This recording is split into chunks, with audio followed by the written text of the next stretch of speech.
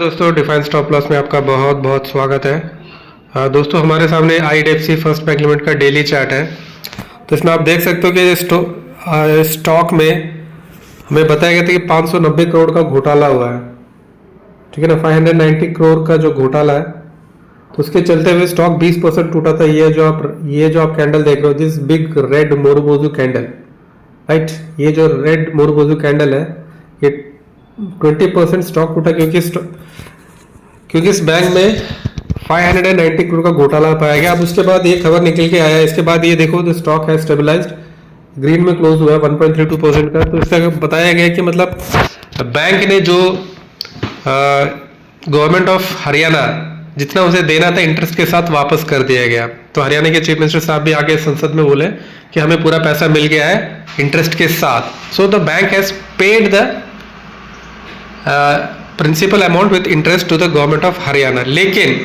लेकिन जो इन्वेस्टर्स का जो लॉस हुआ है, इन्वेस्टर का जो 1,80,000 हो गया, उनका जो 20% का जो लॉस हुआ उसका क्या है, ठीक है। तो अब इन्वेस्टिगेशन चल रहा हुआ है।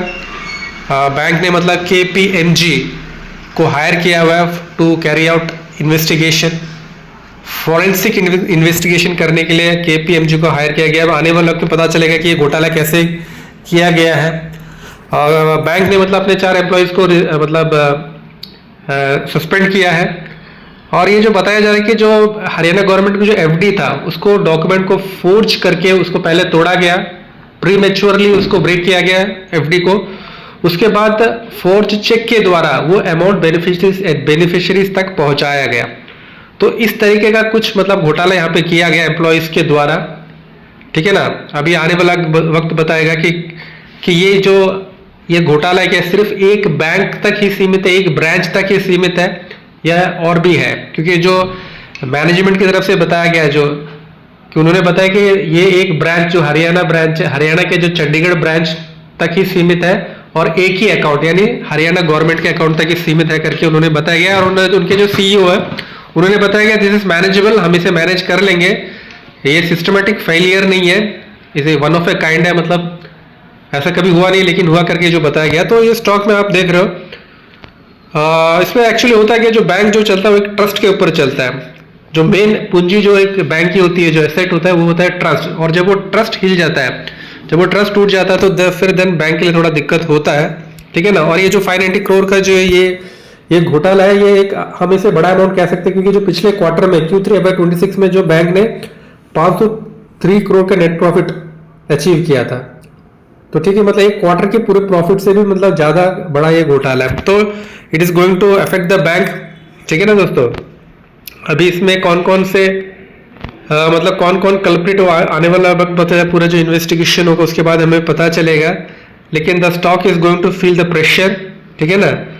भले ये स्टेबलाइज होने की कोशिश कर रहा है, लेकिन और भी आने वाले वक्त में स्टॉक के साथ परेशानी रहेगी। वैसे भी स्टॉक ज्यादा चला नहीं, आप देखोगे तो ये काफी ऐसे ही मतलब कंसोलिडेट ही करता रहा, और फिर कंसोलिडेट करने के बाद जब लोग एक्सपेक्ट कर रहे थे कुछ अच्छा आएगा करके, फिर ये ब्रेक डाउन दे दिया, ठीक है ना। तो it's very bad for the stock and it's very bad for the investors also कि इस तरह के घोटाले मतलब जो प्राइवेट बैंक्स में। और जो हरियाणा सरकार ने बोल दिया कि मतलब we don't want to deal with this private banks, ठीक है ना। उन्होंने मतलब इनको DM पैनल कर दिया, डीलिस्ट कर दिया IDFC फर्स्ट बैंक को, IDFC फर्स्ट बैंक को और AU स्मॉल फाइनेंस बैंक, इन दोनों बैंक को मतलब अपने पैनल से हटा दिया, ताकि they don't want to deal with this banks. वो चाहते हैं कि सरकारी बैंक से किया जाए, सरकारी बैंक के साथ डील किया जाए, क्योंकि इनमें कभी भी किसी भी प्रकार का घोटाला आ जाता है, हो जाता है। तो दोस्तों ये इसके चलते हुए आज देखते हैं ये स्टॉक कैसा करता है। अभी तो प्री मार्केट सेशन चल रहा है, तो आज का इसमें क्या मूवमेंट रहता है, हम इसमें कोई ज़्यादा मूवमेंट एक्सपेक्ट नहीं कर सकते। तो दोस्तों फिर आज के लिए मिलते रखते दोस्तों, फिर कभी किसी वीडियो मिलेंगे, तब तक के लिए धन्यवाद, शुरू बाय बाय। दोस्तों आप हमारे चैनल में पहली बार आए तो कृपया हमारे चैनल को लाइक कीजिए, कमेंट कीजिए, सब्सक्राइब कीजिए। अपना ख्याल रखिए और अपनों का भी ख्याल रखिए। बहुत बहुत धन्यवाद।